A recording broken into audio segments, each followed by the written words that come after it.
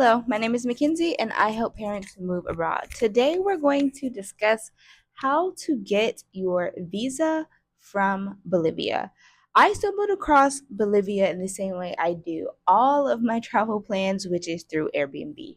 Right now, I want to live a life of beauty and amazing architecture. So I have been traveling around, um, looking for beautiful places to live. Here right now, I am in Marau, Brazil, or Barra Grande to be very specific. And we are enjoying ourselves. We have been in Brazil for some time now, and our visa is coming to an end in maybe 35 days or a little bit more. But as as spontaneous as I am, I do like to have a lot of things set in place so that way I can feel at ease and know exactly what is going on. So because our visa is coming to an end, I have been considering a few new places and I stumbled across an amazing, amazing location in Bolivia. And I just started manifesting it and wanting to go there like immediately, just feeling deep feelings and vibes about how we could go. So, of course, I start researching, and here is how you can get your visa from Bolivia. This video will give you a clear breakdown on how to get your Bolivian visa for Americans. I'm going to highlight critical details that you need to know and small details that may change your plans. If you need help navigating your own research, definitely get the Moving Abroad Toolkit. It has the Moving Abroad calculator, which helps you identify your exact number for how much it would cost for you and your family to move abroad. The Moving Abroad timeline generator helps to give you a plan and an outline for 90 days, 6 months, and 12 months. The link, as always, is in the bio. All right, so first off, you are going to need a valid passport, okay? Most places request that your passport is valid 6 months past your actual stay in that country or location, okay? And this is also a place that requires that. You are going to need an international certificate of the yellow fever vaccination. This was something I did not really like because we are no vaccines over here.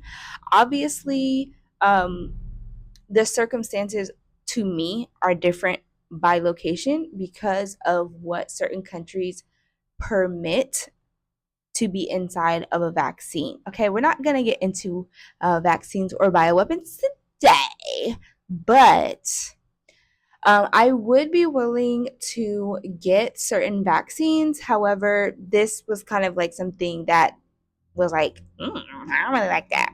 All right, so in Bolivia, you are permitted to have a 30-day visitor visa, which does not go past 90 days in 1 year. The cost of this visa is 160 US dollars. So for me, this was immediately out of the question because if I'm going to pay $160 per person, we have two people here, right?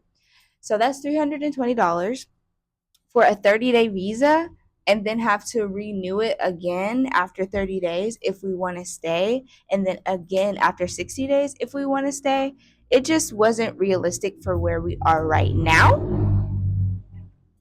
and that's okay. Bolivia is still on the place of Bolivia, and that's okay. Bolivia is still on the list of places to visit, just not right now.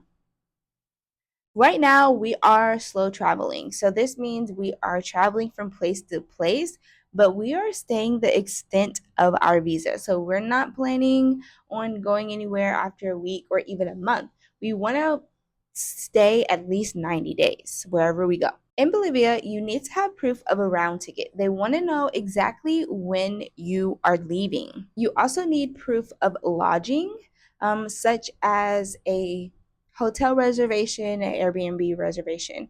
I know that here in Brazil, they did want proof of lodging for the visa, and I submitted an e-visa. So I submitted all of that information. I also submitted our itinerary for our flights. This allowed them to see exactly when we were coming in, and my Airbnb reservation indicated when we would leave. However, we are not leaving on that date for the last Airbnb, which was about a month ago. But we're still within our visa. We don't have to update them or show any information. So I'm wondering if that would suffice for a Bolivian visa. Mind you, you can always ask questions when you are submitting your visa. So in Bolivia, as far as I know, there is not an e-visa process. You would get your visa upon arrival. You would just need to have all of your documents. Next, you will need to register online the SIGEMIG. This is a web based registration process that you must complete prior to your arrival.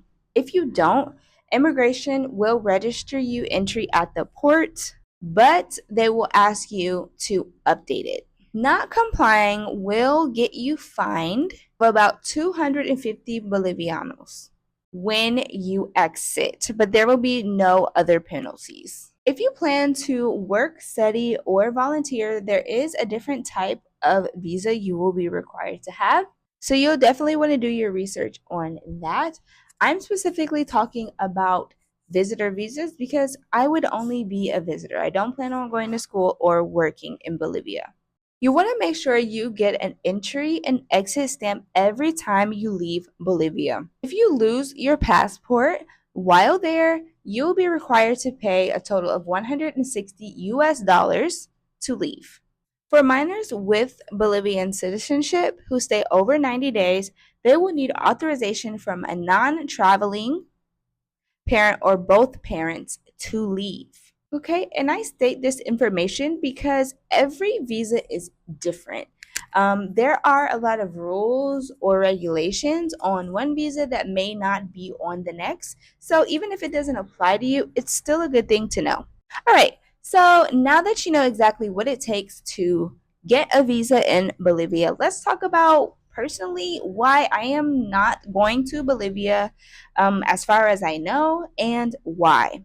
So the 90-day annual limit was a turnoff for me because a lot of countries, South American countries that I've been interested in, allow you to stay for longer, sometimes 6 months, no less than 180 days. So I was quite shocked to see that Bolivia only permits you to stay 30 days at a time before you would have to renew your visa. And each visa costs $160. And that's just not something that I'm willing to do at this very moment. But I still want to visit Bolivia. I still want to stay in that Airbnb. It's just so beautiful. Another thing was the health concerns. So right now they are having a Chakanuganga outbreak, and measles cases have been a thing. I don't really like that. So that was one reason why we won't be going there. And just because we're doing more like slow traveling, full time slow traveling, I want to be able to just kind of settle at least for 90 days in a location before we have to leave or renew a visa. So, some things I'm always learning during this process is don't count out the amount of research you can do on a location, right? Everything seems good at your first glance, but when you take the time to research, you may find turnoffs in the location that you're interested in, and you just want to make sure to have fun with it, right? Research as much as you can, have fun with all the things that you are learning during the researching process when you were trying to manifest a new life or manifest new experiences in a new location. You want to make sure that you can align your goals with the country that you're going to. If it has too many red flags, or even yellow flags for me, as I am traveling solo with an 8 year old, too many complexities, too many fees, I'm not going there.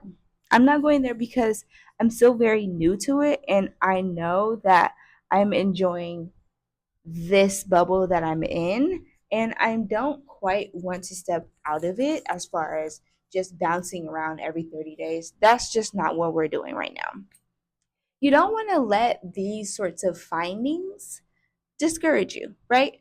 So for me, I know that Bolivia is not a place we would go to next, but it's a place we will go to at some point. And also, there are other really amazing places. It's not so bad to find out that, okay, this place is not going to make the cut right now because there's so many places to go, okay? And the choice is yours at the end of the day. So, researching Bolivia this time has taught me a few things. Continue to do the research immediately, okay? As soon as you find interest in a place, get to researching, get to finding out what their visas are, what um I know a little bit about their culture already because I've watched a lot of videos, and the Airbnb was what sold me. But you want to definitely um, be able to know exactly about the financial aspects because for a lot of us that's going to be the make or breaker. If you are ready to start your own moving abroad experience, the first step would totally be to find out exactly how much it would cost you and your family to move abroad.